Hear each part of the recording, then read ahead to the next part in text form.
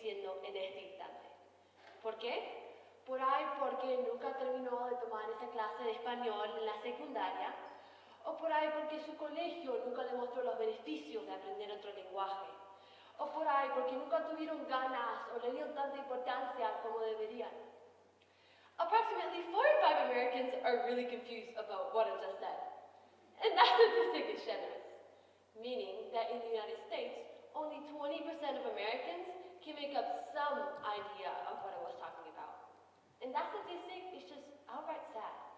The stereotype of learning a new language has always been, oh, it's too hard, or it takes too long, or it costs too much. And all these negative perceptions lead to a decrease in bilingualism in the United States. I know, though, learning a whole new language is not easy, and it requires a lot of consistency and dedication, a virtue not easy to obtain. But, as Nelson Mandela once said, if you talk to a man in a language he understands, that goes to his head. If you talk to him in his own language, that goes to his heart. As humans, we tend to get close to the people that most resonate with us, and we distance ourselves from the people who are different from us, the people we don't understand, in the sense of language too. In simple terms, we humans ignore the heart and listen to the brain. So, tag along in my Spanish class to learn the importance and the value of learning a new language. First, I'll teach you the proper greeting to welcome a friend in Espanol, and the reasons as to what led to the decrease in bilingualism. Then, we'll learn los beneficios, the benefits, that come along with learning a new speech, before finally completing our first phrase in Espanol, changing our perspective on multilingualism. As you might have guessed by now, my first language was in fact not English, but boy do I remember my first English class.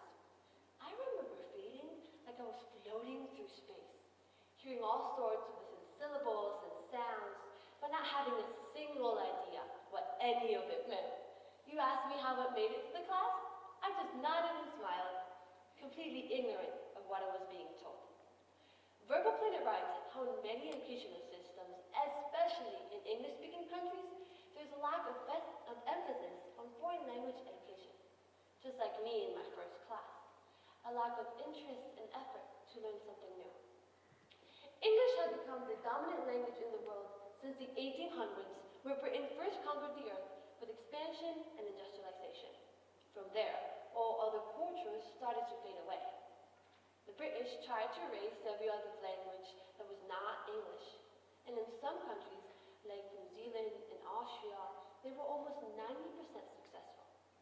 Since then, people have struggled to regain their culture and native tongue, and most importantly, people have lost their initial drive and pride in their own traditions. We have now found comfort in the normality and stability of English, and have lost sight of the beauties and wonders that come with expanding our perspectives. Take the Aldrich public school system, for example.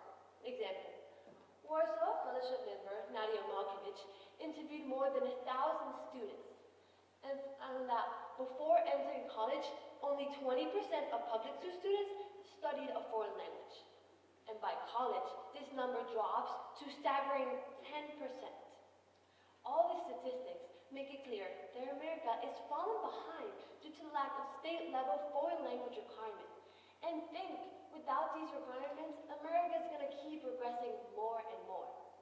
It doesn't stop here, no. These studies went into further investigation and asked the question of regret.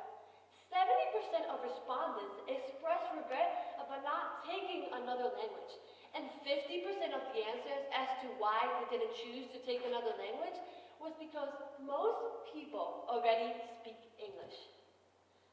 I mean, that response right there on itself already proves the complete ignorance of America. And it's just so ironic how America is known for having the most immigrants from other countries, but they aren't even willing to learn something from these newcomers. All this data just points out an exact idea of America's lack of importance to different cultures. But to be able to put this into a more wider perspective, let's compare America to someplace else. Take the country Papua New Guinea, for example, which is considered a a middle-income country with more than 40% of their population living below the extreme poverty line. And regardless, they hold the title to the most multilingual country in the world with about 850 different languages spoken. To put this into perspective, out of about the 10.3 million inhabitants, more than half can speak multiple languages fluently. How come the United States, which earns considerably more income, is way less culturally diverse in the absence of language than Papua New Guinea? One answer. America is too focused on gaining wealth rather than expanding their perspectives. I know, though, if people are not so easily persuaded by criticism, so I'll address the money issue. Plata, as they say in Spanish, the driving factor of life. The reason most people even care to learn something new. If you break something down enough as to why humans do such things, I can almost guarantee gaining wealth will be involved one way or another. So why spend your hard-working and well-earned money on learning a new language? 3 reasons. 1, it enhances your cultural and social, it enhances your strength and your mind's understanding overall.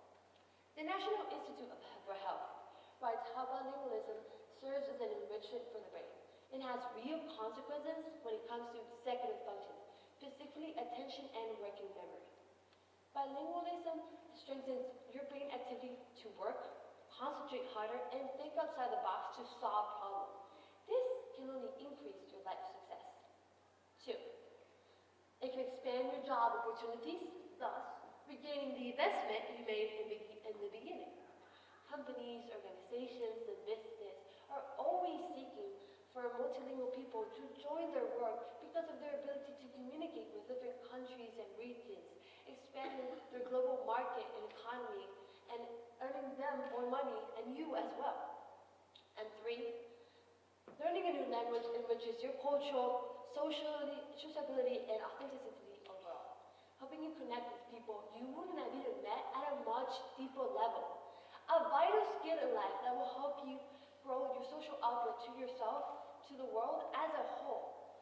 You will be able to associate more with different cultures and regions and learn new abilities that will help you and contribute throughout your entire life. So today, aprendimos a few words in Espanol, learning how the ignorance of America leads to the diminution of bilingualism, while also viewing the positives and the advantages of learning a new speech, and finishing with our view of multilingualism shifting to a more open-minded and culturally aware idea. Is it totally possible to learn the entirety of a new language in just a few days? No. But at least I got the chance to bring awareness to the need for multilingual education and the value it brings to life and humanity itself. I want people to acknowledge that being able to speak another person's native language connects people to each other at a much deeper level than we actually realize. The effort of learning a new language not only connects people's brains, but it also connects people's hearts.